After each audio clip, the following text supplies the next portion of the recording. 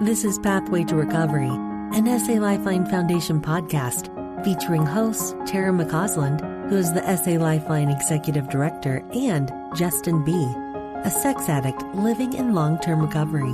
We have conversations with experts and individuals who understand the pathway to healing from sexual addiction and betrayal trauma, because we believe that recovering individuals leads to the healing of families.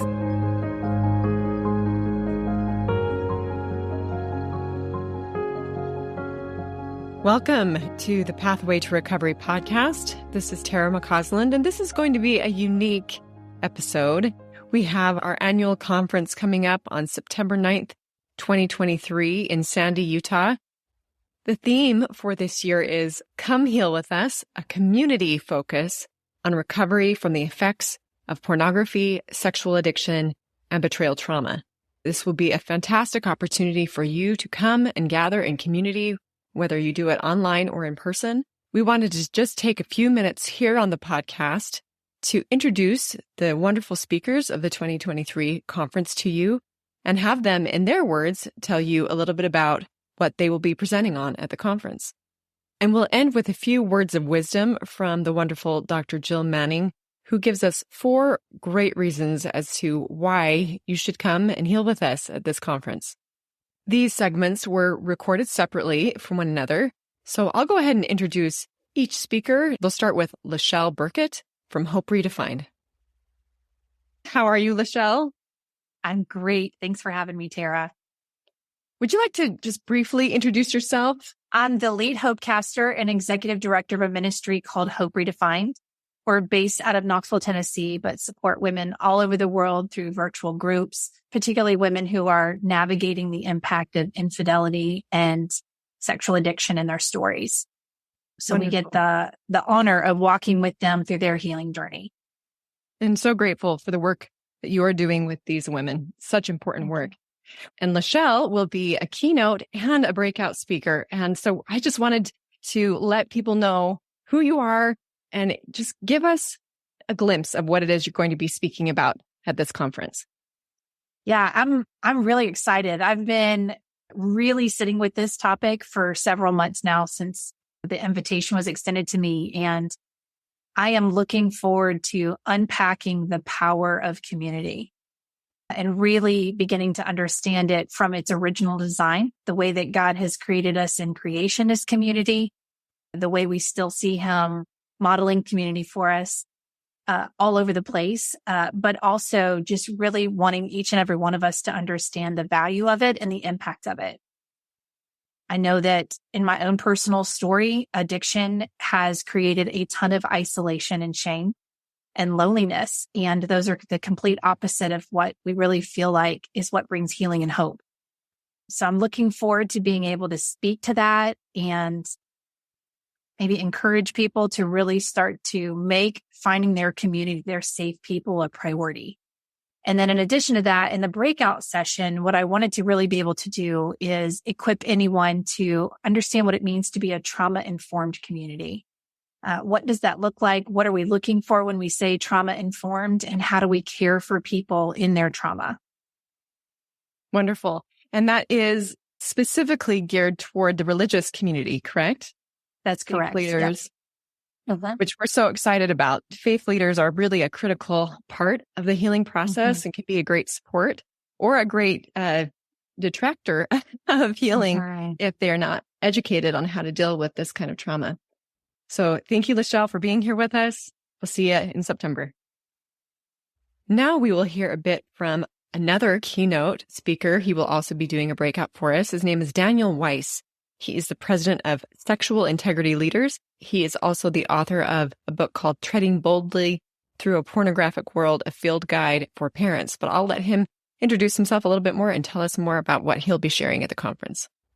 I am here with Daniel Weiss. Daniel, welcome. Well, thank you, Tara. It's my pleasure to be with you and to talk about the conference that you're having soon. Yes. Give us a little preview, a little snapshot of what it is that you'll be speaking about at the conference. Sure. So, Daniel Weiss, I am the president of the Sexual Integrity Leaders. We have an annual summit as well. I've been doing this work with this nonprofit for 12 years now. Prior to that, I've been working on the issue of pornography for a little over 20 years now. Got my start at Focus on the Family.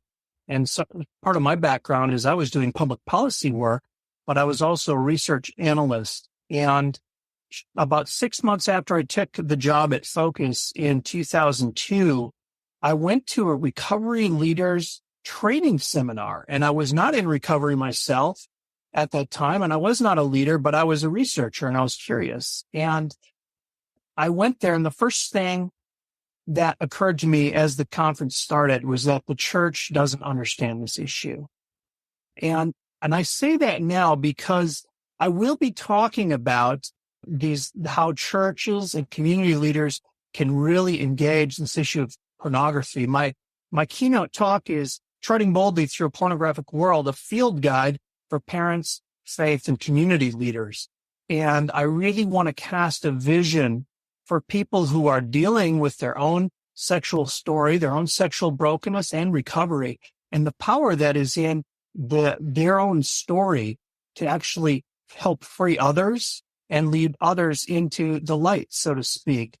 So I'm very excited to take what happened 20 years ago and turn it into a positive for church, community leaders, and parents.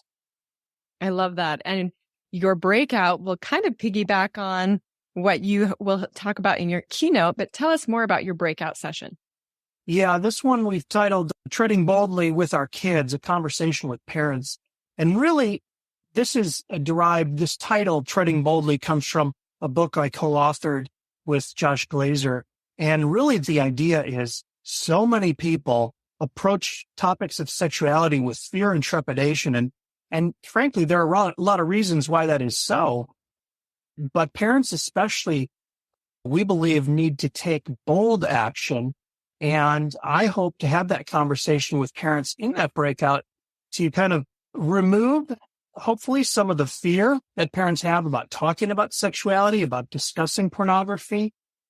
And part of that involves helping parents deal with their own sexual story and how that plays into the way they interact with their own children. And I think this is something that a lot of parents they aren't encouraged by anyone to think about or to understand the implications of how their past, the messages they grew up with, or the behaviors and activity they had, how that can really continue to influence their present and prevent them from being fully present with their kids as our kids are dealing with life in a highly pornographic, sexualized society. So I'm very eager to help parents explore these ideas and hopefully bring a lot of light and freedom there as well.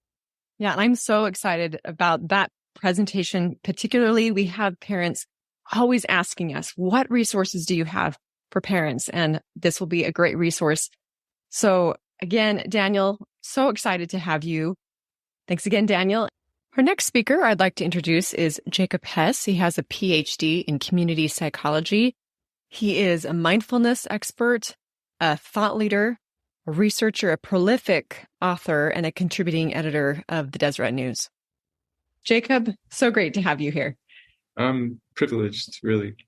Jacob, can you tell us just a little bit about yourself and maybe give us a snippet of what it is that you're going to be presenting on at the 2023 SA Lifeline conference this year? Utah. I'm going to be talking about something that you've admitted is a little confusing. If you had a problem with cancer or alcohol or any other major problem and you constantly looked around and found everybody debating about what to call it and whether it's a problem at all, it would get really confusing. So in mindfulness, there's this practice where you push back on all the thoughts and you push back on the stories in your head and you just get clear on what is actually there. Instead of taking for granted what my thoughts say as reality, I'm going to start to examine them. I'd like to propose we do that with all the many conversations that are going on about compulsive patterns sexually. All the way from, it's not actually a problem at all. This is just who people are. They're wired to be sexual beings. Stop shaming them for who they are. All the way to what some would consider a betrayal of God and putting your trust and your love on something other than God. It's certainly a betrayal of spouse, of significant others. And then you have conversations about it's really just a bad habit. It's a stress reliever, or it's a condition, it's a disorder, it's an addiction. What I'd like to discuss is why all this matters. And depending on the specific problem definition we adopt, how it leads us in different directions. There are some advantages and disadvantages to lots of different ways of seeing it. If we only consider pornography use an affair, if that's the only lens that we're viewing it, it is only a betrayal. It's just the same as an affair. And we can't see how, for instance, an 11-year-old boy that was exposed to it is using it to like deal with emotions, kind of like somebody uses Oreos. If we can't acknowledge truths like that, or if we can't see how the pornography use is actually connected to this much bigger sexual industrial complex that goes way beyond any individual, right? If we can't see spiritual dimensions of it, what does it mean for someone trying to get free? I would argue, and I will argue, that it means a lot. And depending on how we see the problem, it leads us in very different directions. I love that. Thank you. And just to kind of encapsulate what you just said, the title of your presentation is Why the Way We See Pornography Struggles Shapes Whether We Find Freedom. So I'm very excited about this presentation. Jacob and I were talking briefly beforehand about the difficulty of defining what this is. And if you don't know what the problem is, you really don't know how to find a solution. So again, Jacob, we're so excited to have you. Thanks, Tara. See you soon. This next segment is with my friend Kahi Wingett, who is a member of SAL 12-Step and is a leader in our SAL 12-Step program. Kahi, I'm so excited that you will be speaking at the conference as a breakout speaker. But before we get into what you'll be talking about, can you just briefly introduce yourself? Tell us what you do for SAL 12-Step. Sure. I am Kahi. I am currently the SAL Women's Executive Director. It sounds very fancy, but really what I do is I'm in charge of helping all the efforts to keep the 12-step meetings functioning and available and to keep them free and organized. That's what I do for SAL. It's a blessing for me to be involved in that way. And Kahi's actually been with us for how many years? I think I've been helping for 10. Wow, 10 years. 10 years. Yeah. So invaluable service has been given by this great lady. So thank you for being awesome. But tell us a little bit about what you'll be presenting on at the conference. The title of my presentation will be Creating and Holding Effective Boundaries. So just a little history, I guess. I have been attending 12-step meetings for 12 years, about 12 years. Boundaries, I am still learning about boundaries.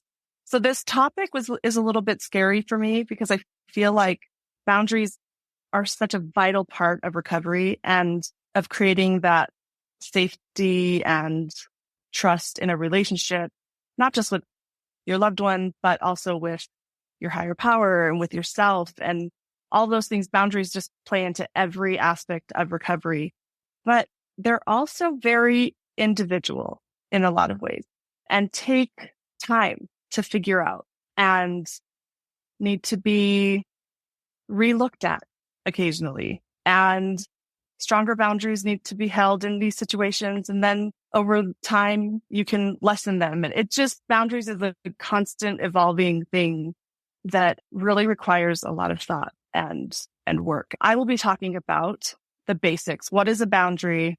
When do I know that I need to hold a boundary? When are boundaries necessary? Why are boundaries so important? There are some worksheets that I'm trying to retool to help people think through how to create the boundary. And then also the next part of that is then holding the boundaries effectively, which for a lot of people in recovery can be the scariest part. I know committing to a boundary is scary. And then also following through with a consequence that may or may not feel like a punishment to the other person involved can be really scary. But just going through and talking about why we need them, some ideas on how to hold them. And then hopefully as people leave the presentation, they have some ideas about their own life and can call a sponsor or call a support person for meeting and run through those ideas and really come out with some things that will help them progress in their recovery. Excellent. Well, I know that there will be many people that will be eager to hear what you have to say. But I appreciate your humility. It is a constant learning process, and boundaries do have to be reevaluated frequently. I do love something that my mom real often says is the only language that an addict understands is boundaries, or that the addict brain understands boundaries. And so it really is critical to understand how we can create and hold these boundaries. That is true. It is also true. This is a new thing that I'm learning as I'm working my recovery. It is also true for a betrayed spouse, because we are addicted to different things, right? Like I'm addicted to putting other people in my center besides God. And I'm addicted to relationships and those kinds of things. And so I have to create boundaries for myself so that I can change the way my brain thinks. And that has been a new piece for me within the last 2 or 3 years. I've recognized the need to really make those boundaries and hold them so that I can change my brain as well. Thank you. Equally important on both sides. Yeah. Again, the healing is more parallel than I think we want to believe that it is. Excellent point. Wonderful insights. Thanks again, Kahi. Other speakers that we will have at the conference are Todd Olson, our co-founder of LifeStar and the founder of a new group called Circles of Grace, who is actually a sponsor of the conference. And Todd, who is a therapist in LCSW, he will be talking about recovery and the 12 steps. And a brief summary is he talks about the importance of understanding how the mind-body system reacts to trauma and how that's helpful when navigating recovery and healing. He says, this presentation addresses how the nervous system gets stuck when we experience events that are too big to hold or when there is too much stress for a long period of time. You will learn some tools and skills to help navigate and regulate the nervous system so recovery and healing can be achieved. After the presentation, you will be able to understand in a different way why 12-step meetings help with recovery and healing. We also have a really exciting TED-style presentation where 4 individuals will be talking about personal stories of recovery. To end this brief episode, I brought on my friend, Dr. Jill Manning, who is a member of our advisory board, but also a wonderful therapist who specializes in betrayal trauma. She has been a presenter at our conference and also an attendee for a number of years. And I wanted to hear from her why she feels it would be beneficial for therapists, the community and faith leaders, and those who are directly impacted by this issue to attend. So let's hear from her. I have here with me my friend and the wonderful Dr. Jill Manning. It's always a joy to be with you, Tara. In your experience as individuals dealing with the effects of porn and sexual addiction, how would they benefit from attending an event like the SA Lifeline conference? This conference is unique, I want to say. I'm not aware of any other conference like this one. And the 4 reasons why I think this is really a must attend is it reduces isolation. Just seeing other people on the online conference or in a conference room, we know we're with people dealing with similar issues. So it helps reduce isolation. Second, we become aware of resources, approaches, kind of the newest and latest in the field. And I know it as a clinician. I've specialized in this area for close to 25 years, Tara. And when I've attended SA Lifeline conferences, I learn so much. I'll learn of a new book. It's enriching. So that's the second. Third, the content is top notch. The quality of presenters, the quality of the content is outstanding. This is not a second-rate conference. I know and knowing you as the organizer, how much effort goes into carefully thinking through what are the needs this year? Who would be the speaker that would best speak to where this issue is at currently in our culture? So the thoughtfulness, the intentionality behind the speakers and how this is put together is just top notch. And lastly, this is unique, that people get to see couples in recovery. That is something about SA Lifeline I've deeply admired for a long time. They emphasize individual recovery, but also families and couples healing. And that's in your taglines, right? That's baked into what you do and what you focus on. And when I've had clients that have attended in person, especially, I think has the optimal impact with this, to sit in a room and see couples sitting together, that this isn't just a men or women's conference, but couples coming together and learning the recovery path together is really unique and a special opportunity to connect and envision the healing process in a different way. We need all hands on deck. And what I would say is if someone's not a specialist or doesn't even have interest in this topic in their practice, attend, because guaranteed clinicians out there encountering this issue, even if it's not openly and directly being discussed in a session, I think there really is something to be learned for everyone and to take away from a conference like this that can benefit the care we give and to expand our knowledge set. So I'd want to invite everybody from a variety of specialties to come and to invite parents to come. We really do need to work together to solve these issues. We can't do this in isolation, any of us. Clinicians need to work together, parents, all of us. So I want to invite everybody to come. Oh, thank you. I love those 4 points. And I'll second that. We definitely need all hands on deck. In this issue, it's a pervasive problem. It does impact all of us, but we can heal together as we come together in an event like this and find additional support and tools. So thank you, Dr. Manning, for all of your great work in this field. Thank you, Tara. Thank you so much for listening to this unique episode of Pathway to Recovery. We do hope to see you on September 9th, 2023, whether online or in person in Sandy, Utah. And just a little reminder, we are using a really cool platform this year called Whova, which will enable all people, whether they are online or in person, to ask questions in real time of the presenters. And all those who register will also have full access to each of the presentations via a recording in Whova for up to 3 months post-conference. We hope that you will take advantage of this great event that we have worked hard to prepare for. To register, go to salifeline.org. You'll see a big register button on the main page, or you can click on events and look more at the agenda. So again, thank you for being here with us. We hope to see you there September 9th. And thanks for joining us on this episode of Pathway to Recovery. Thanks for joining us. We invite you to subscribe to this podcast so that you don't miss new episodes. And while you're at it, will you please leave us a 5-star rating and review to help us spread the good news that healing from sexual addiction and betrayal trauma is possible. We invite individuals who are struggling to join our virtual or in-person trauma-sensitive 12-step meetings. Meeting times and locations can be found at sal12step.org. You can find quality education at salifeline.org, and we hope that you will follow us on Instagram and Facebook. SA Lifeline is a 501c3 nonprofit organization, and we welcome donations.